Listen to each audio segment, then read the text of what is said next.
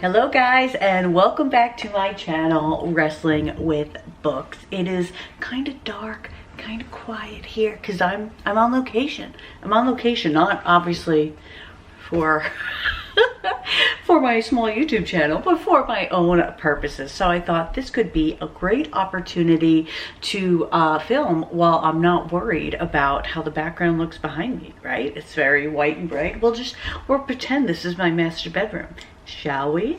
But today I wanted to talk about the Murder She Wrote Readathon, which is going on now for the entire month of March. So I wanted to give book recommendations that were specifically for one of the prompts of the Murder She Wrote Readathon. Now, if you missed that video, it's the last video I posted, or you can go to the Disney Sisters channel or the Disney Housewife where we all explain it. But there are 4 different prompts or selections that each give you different options based on basically creating your own Murder She Wrote episode. So the first one is setting, and you have a choice from Cabot Cove, Ireland, for when Jessica Fletcher goes to Ireland, Manhattan for when she goes to Manhattan, and LA. And the prompt of Cabot Cove is to pick a book set in a small town. I think that's the real appeal of Cabot Cove and Murder She Wrote, is that small town feel, and that's why I am picking that for today's video, and I am giving you some of my favorite small town book recommendations. Now, the way I always do these things is it is on the fly. So I don't know how many in total I'm going to be talking about yet, but I do know which one I'm going to be talking about first. And that is John Grisham's Camino Island, and the second book, Camino Wins. I love this book. It's not only the small town feeling of it, but it deals with the theft and value behind first edition books, which was really fascinating. So this tells the story of a girl who, she's written a book, she was teaching, but her second book never came to be. And this, undercover agency needs someone credible, perhaps an author, to go undercover for this first edition theft ring. So they pick her to do this. She meets the bookseller and the book collector of all these rare first editions, but you end up kind of really liking him and this whole Camino Island, the whole camaraderie in the city and everything. Even though it's a little like, ooh, they're a little messed up, you still love them. So this book is so fun. If you haven't read John Grisham yet, I think this is a great place to start, because I think book lovers love books with book lovers, which you will get in this. The next book I am picking on my list is Blooming at the Sunflower Motel by Kimberly Willis Holt. Let me make sure I got that right. I did. Blooming at the Texas Sunrise Hotel. I didn't get it right. I don't think I got it right. Did I say Blooming at the Texas Sunrise Hotel? I'd be really shocked if I said that. Cheers. Don't think I did. So this book is about a girl. Let me get her name. I already have the phone out. Let me get her name. So Stevie, and this is a children's book, maybe like a preteen book. What do they call that? I don't know. But what do they call that? Middle grade. But Stevie has lost both of her parents, and now she has to live with her grandfather, who she's been estranged from, and he has a motel.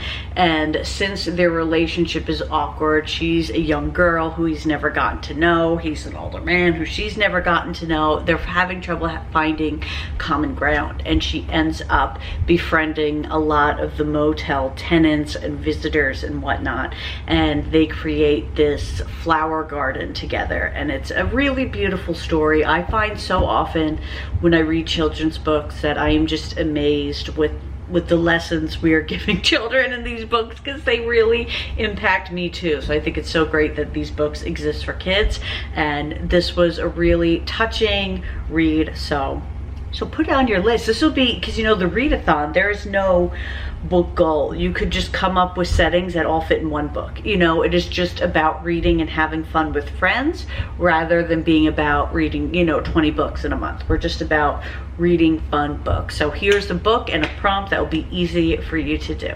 The next book on my list for small town reads is Morning Glory by Sarah Gio. And this is a different type of small town because it is actually a boathouse community, floating community. I don't know what you would call it, but oh, this book made me crave more boathouse reads, I have to tell you. And it tells the story of Ada, who she's kind of withdrawn a bit in her marriage, and she ends up finding a trunk to Penny, who lived in the same boat maybe half a century before her, and she becomes really consumed with her story. And so if you like dual timelines, this is a great book for that. But what also is fun is the atmosphere, so that's why I'm picking it for this category of small towns. Is that you get that community vibe, the other boathouses, the parties they throw on it, how you get to the boat, all these fun things exist in this book. So if that's something you'd be interested in trying, add this to your list. The next book on my small town reads list is Deep in the Valley by Robin Carr.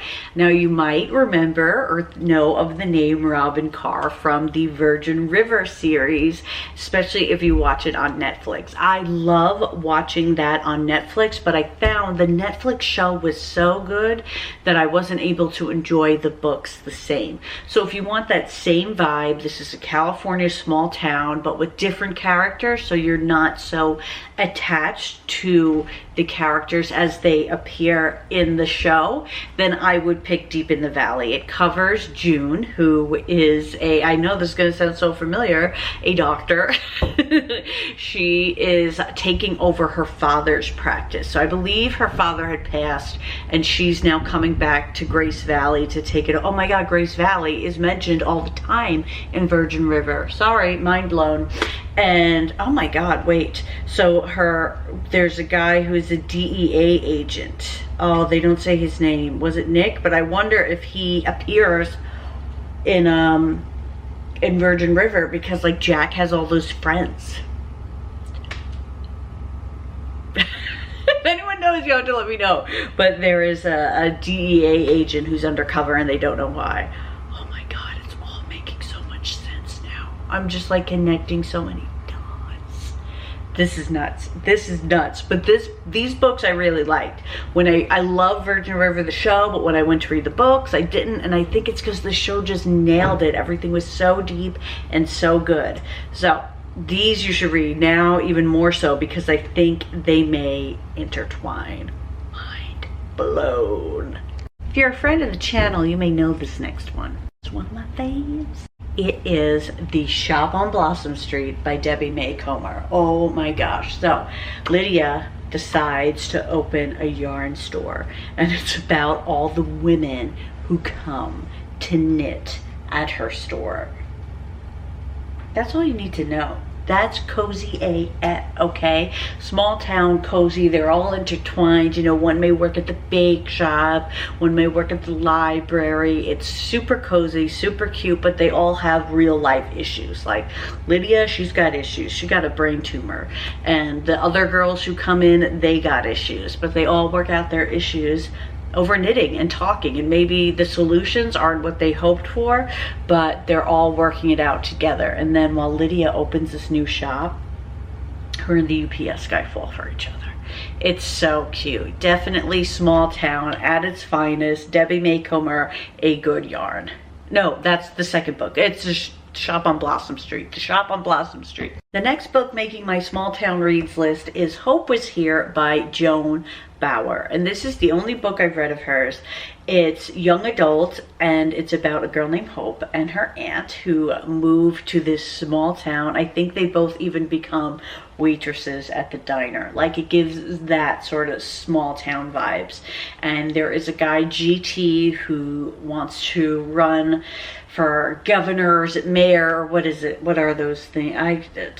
Mayor against a corrupt candidate. But everybody needs a little hope. So Hope ends up kind of changing this town, learning things for herself, and it's just small town diner, small town, you know, first love, all this good stuff, all this good stuff. So this is another one that I'm just gonna say add to your list. If you like small towns and diners, this one's got it. The last book I'm going to pick for this is by one of my favorite authors. I believe I could have picked any of her books, and it is Sarah Dessen. If you love contemporary books, especially young adult contemporary books, I cannot implore you enough to check out Sarah Dessen.